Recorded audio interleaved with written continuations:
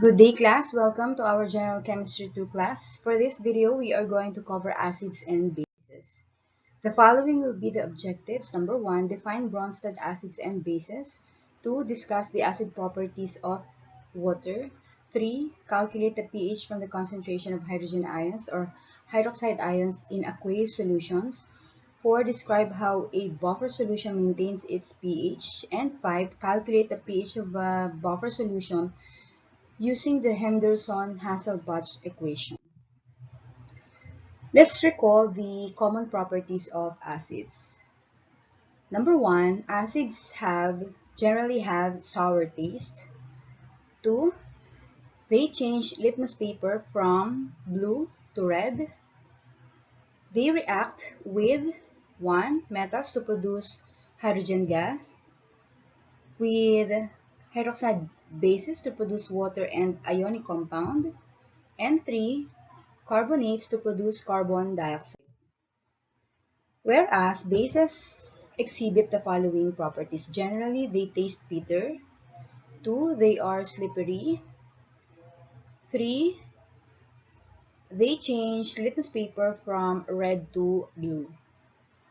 They also react with acids to produce water and salt during neutralization reaction. The following are the acid-base definitions according to Arrhenius and Bronsted-Lowry and Lewis.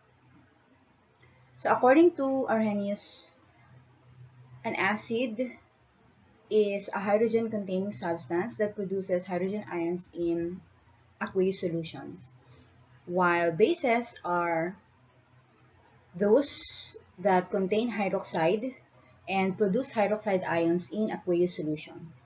According to Bronsted-Lowry, acids are proton donors, while bases are proton acceptors.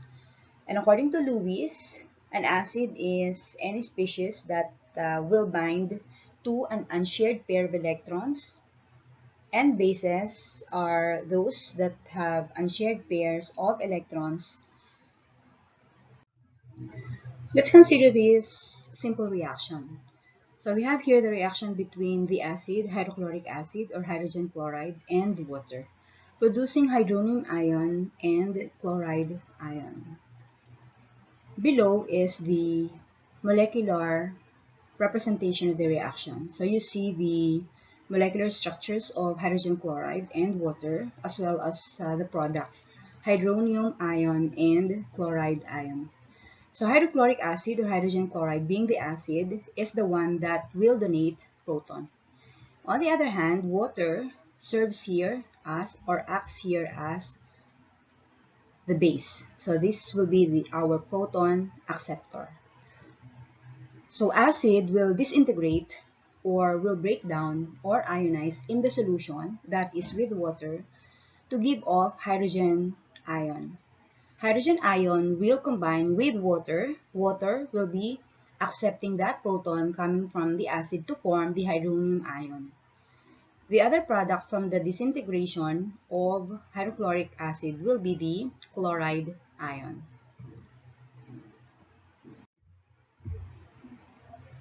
Take note that when an acid donates a proton, it becomes the conjugate base. So as you can see here, our hydrochloric acid in the previous slide, hydrogen chloride, becomes the conjugate base after the reaction. On the other hand, when a base accepts a proton, it becomes the conjugate acid. So again, from the previous example, we have water that acts or functions as the base in our reaction, becomes, after the reaction, becomes the conjugate acid. So it's always like that. And that is according to the Bronsted framework. So from our reaction between hydrochloric acid and water, we see here our acid. After the reaction, it becomes the conjugate base. So hydrochloric acid, after the reaction with water, becomes the conjugate base. while our water, functioning as a base after the reaction, becomes the conjugate acid. So according to the Bronsted framework, it is always like this. In this table, you will see relative strengths of conjugate acid-base pairs, such as we categorize them as strong acids, weak acids, and weak acids. So we have acid and their conjugate base. So we have perchloric acid as the acid. Its conjugate base is the perchlorate ion. So hydrochloric acid is here as one of the strong acids.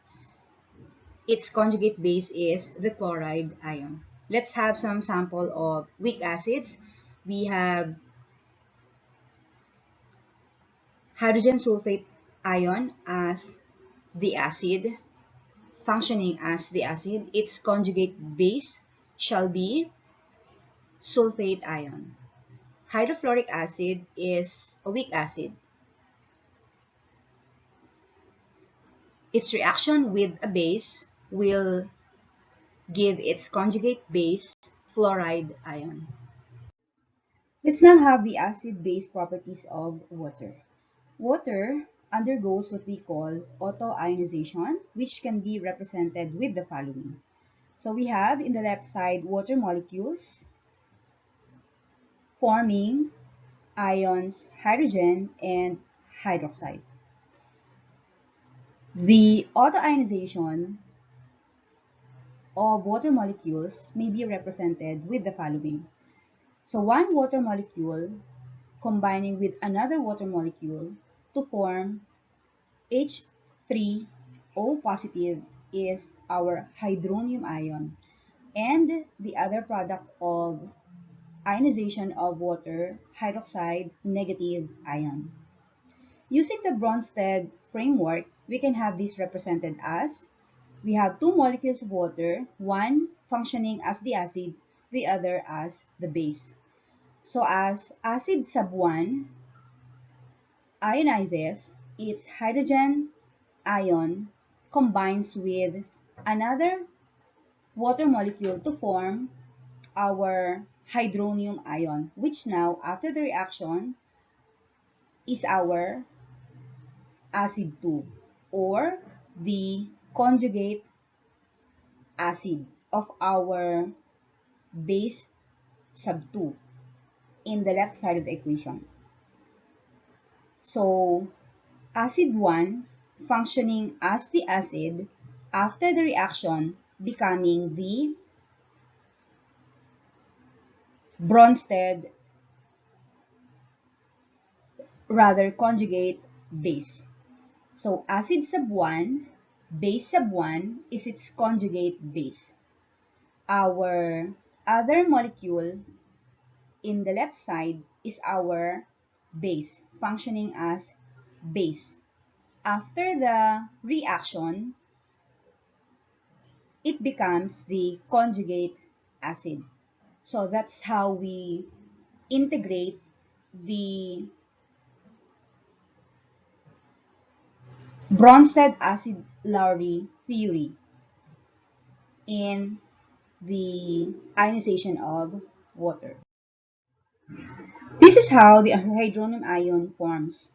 We have hydrogen ion coming from the acid. Water here functions as the base.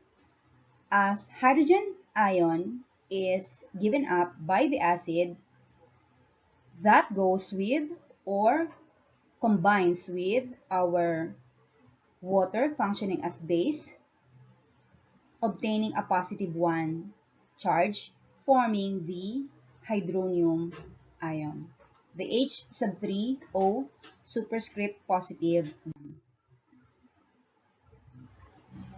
Going back to the autoionization of water, water molecule breaking down or forming hydrogen and hydroxide ion, we can write the what we call equilibrium constant.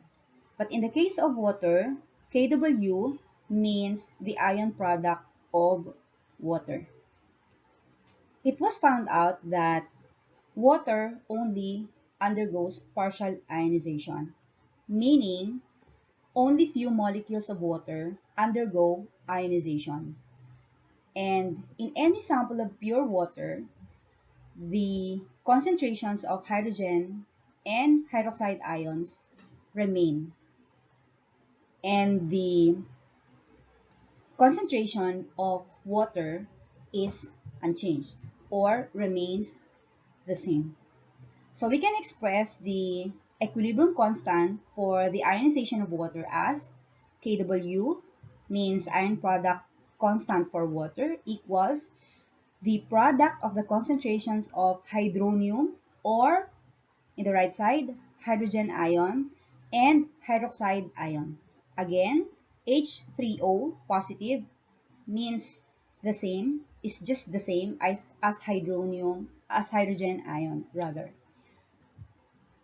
So if we are to consider the constant concentrations or the unchanging concentrations of hydrogen and hydroxide ions in any sample of pure water, we can have the constant values 1.0 times 10 raised to negative 7 hydronium or hydrogen ion concentration in a sample of water times the concentration of hydronium that happens to be the same, 1 times 10 raised to negative 7. We can have the Kw for water as 1 times 10 raised to negative 14. So this 1.0 times 10 raised to negative 14 is the constant, is the equilibrium constant or the ion product constant for water. So if we are to, let's say, change the concentration of hydrogen ion in a sample of water, let's make that 1.0 times 10 raised to negative 6. Deriving the equation for hydroxide ions from our ion product constant of water, Kw, H hydrogen times hydroxide concentrations, we can derive the equation for the concentration of hydroxide ion as ion product of water divided by the concentration of hydrogen ions. Substituting, we have the constant ion product of water 1 times 10 raised to negative 14 divided by the new condition is having a different concentration of hydrogen, which is 1.0 times 10 raised to negative 6. Doing the operation, we shall have 1 times 10 raised to negative 8 molar of hydroxide ions. So if we have hydrogen ion concentration of 1.0 times 10 raised to negative 6, we expect the hydroxide ion concentration to be 1 times 10 raised to negative 8 molar. pH is a measure of acidity. It is defined as the negative logarithm of the hydrogen ion concentration measured in terms of mole per liter or molar. Take note, hydrogen ion concentration, not the hydroxide ion concentration. This can be written in equation as pH equals to the negative logarithm of the hydrogen ion concentration. Or if you, let's say, need to determine instead the concentration of hydrogen, you can get the antilog of the equation. So for example, you are given the pH level, negative 5. You just get the antilog to get the hydrogen ion concentration of a solution. According to the value of pH, we can categorize substances as acidic, neutral, or basic.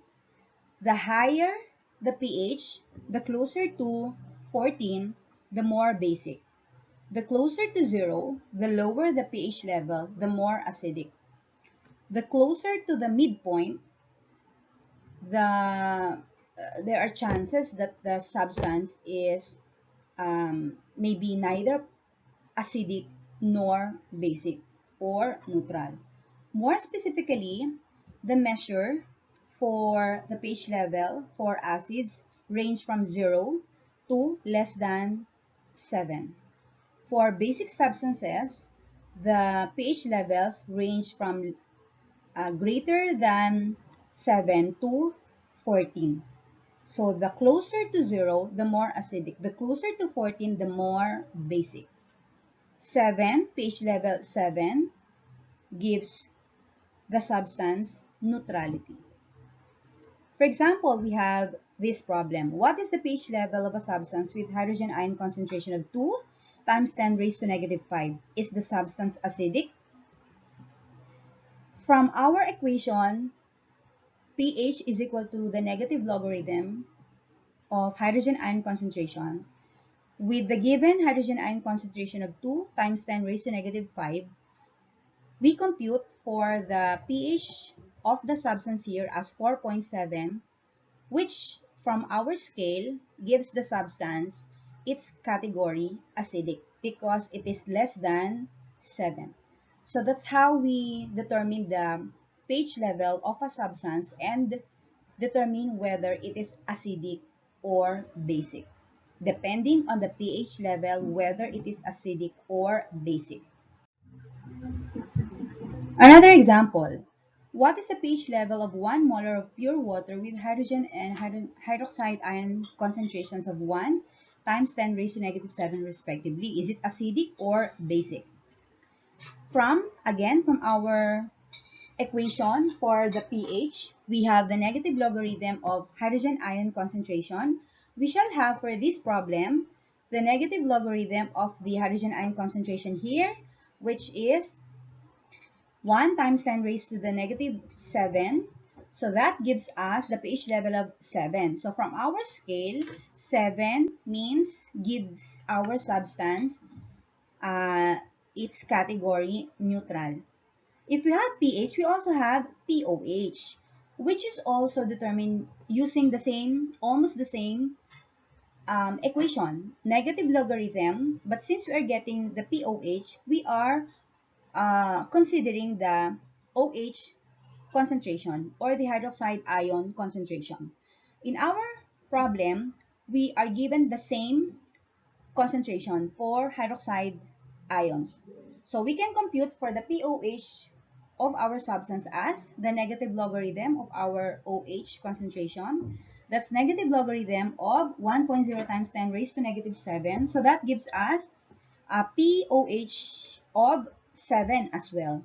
If we are to add pH and pOH of our solution, that will give us 14, which is the maximum for a substance in terms of pH level. Okay, let's have this problem. What is the pH level of a substance with hydroxide ion concentration of 5 times 10 raised to negative 7? Is it acidic? So again, the basis for acidity or basicity is the pH level. So we always consider the pH equation, negative logarithm of the hydrogen ion concentration. But in our problem, we are given not the hydrogen ion concentration, but hydroxide ion concentration of 5 times 10 raised to negative 7. So how do we determine if it's acidic or basic if we are given the hydroxide, not the hydrogen ion concentration? From the previous slide, we were given the equation for the pOH. But because again, if we have pH, we also have pOH. So before we do the calculation of pH, we first determine the pOH level of the solution using the equation negative logarithm of the OH concentration. So substituting our given 5 times 10 raised to negative 7, our pOH level is 6.3. From the previous slide, we determined that the pH and the pOH of a solution gives us a total of a neutral substance gives us the total of 14. So using that as basis, we can get the pH level of this solution. We have 14 as constant. This is taken from the neutral the concentrations, the pH and the pOH levels of a neutral substance. So in this case, let's say pure water. So we have, from this example, from this equation, we derive the pH level equals 14 is constant minus the calculated pOH of the solution.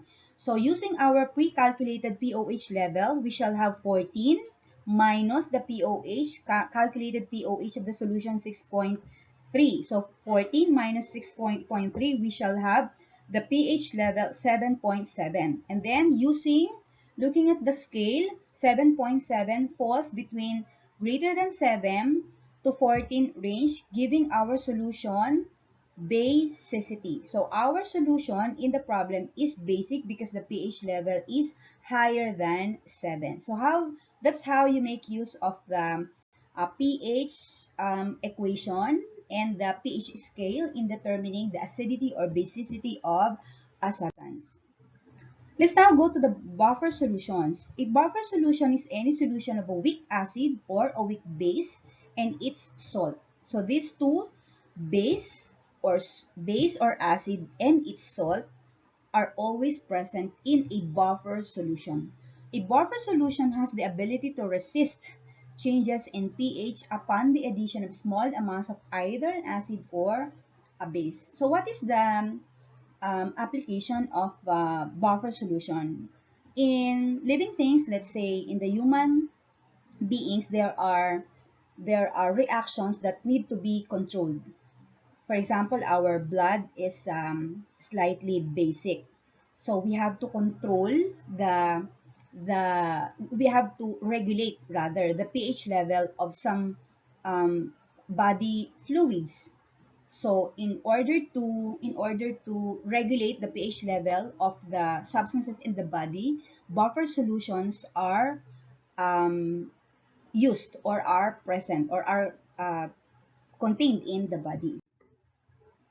So the application of buffer solution is basically to regulate the pH level of solutions. So in the case of the human body, the body fluids. Let's have this example. One simple buffer solution is addition of small amounts of acetic acid and its salt, sodium acetate to water. So notice we have here acid and its salt. The acid is acetic acid and its salt is sodium acetate. Relative amounts of the two, the acid and its salt, to water to produce this simple buffer solution. The ionization of the salt, sodium acetate, is complete in water or with water. And it can be represented as follows. Again, the salt of acetic acid, sodium acetate, undergoes complete ionization with water. Earlier, in our autoionization of water, the ionization is only partial. It's incomplete ionization. But in the case of this salt, sodium acetate, the ionization in water is complete, meaning all positive and negative ions are separated. All units of the substance sodium acetate completely ionized with water. So all positive and negative ions are being separated from the units when they are dissolved or mixed with water. So the complete ionization of sodium acetate can be represented as sodium acetate in the left side of the equation being solid, when mixed with water, dissolving, forming acetate negative ion and sodium positive ion. Take note that if an acid, small amount of acid is added, its hydrogen ion, so you add an acid, this acid will will disintegrate, giving up its hydrogen ions. The hydrogen ions from that acid will be consumed by the conjugate base in our buffer. So if our conjugate base in the acid is the acetate ion, then the hydrogen ion from our acid being added will be consumed by that conjugate base in the buffer. And the reaction can be, or the combination can be represented with the following equation. We have the acetate ions in the buffer solution combining with the hydrogen ion from our added acid to produce the acetic acid, which is also present in our buffer solution. So that's how our buffer solution functions in regulating the pH of a substance. And if a base if a base naman is added to the buffer system, the OH of that base will be neutralized by the acid in our buffer solution. So in the first equation, we have the conjugate base in the buffer solution, which is the acetate ion. That being combined with the acid from the addition of acid will form the acetic acid, which is naturally present in the buffer solution. But if a base is added to the buffer system, our acid in the buffer solution, which is the acetic acid, will combine with the OH of the added base to form, to be neutralized and form our acetate ion in the aqueous solution and our liquid molecule or liquid water, which is naturally present also in our buffer solution. So this is how a buffer solution functions in regulating the pH level of a solution. There, so our conjugate base from in the buffer solution combining with the acid of the hydrogen ion of our added acid, and then the acetic acid in the buffer solution combining with the hydroxide ion of the added base to produce the acetate ion and the water molecules. Let's consider this simple problem. How will you prepare a phosphate buffer with a pH of about 7.40? Phosphate, meaning we consider phosphoric acid and its salt in the preparation of the buffer solution. Since phosphoric acid is a triprotic acid, we expect a three-stage ionization of the acid. But first, let me introduce the Henderson-Hasselbalch equation, which we will be needing in solving this problem. This is represented as the pH of the solution equals the negative logarithm of the equilibrium constant of the acid plus the logarithm of the ratio of the concentrations between the conjugate base and acid. Again, ionization of phosphoric acid is a three-stage ionization. And our 7.40 is closest to the second stage. So we will be considering this in determining the pH of the, or in considering, in determining the concentrations we need in order to prepare this buffer solution. Our given pH is 7.40. Substituting the rest of the given, we have 7.21 from the set of constants. Again, we consider the second stage ionization of phosphoric acid. So 7.21 plus the logarithm of the ratio of the concentration of the conjugate base in that second stage ionization over the acid in that stage. Our acid in that stage is H2PO4 negative in the left side of the equation. Its conjugate base in the right side is HPO4 negative 2. To continue, the negative logarithm of the ratio of the two equals 0.19. And then using the equation, doing the operation, we shall have 10 raised to the pH 0.19. It will give us 1.5.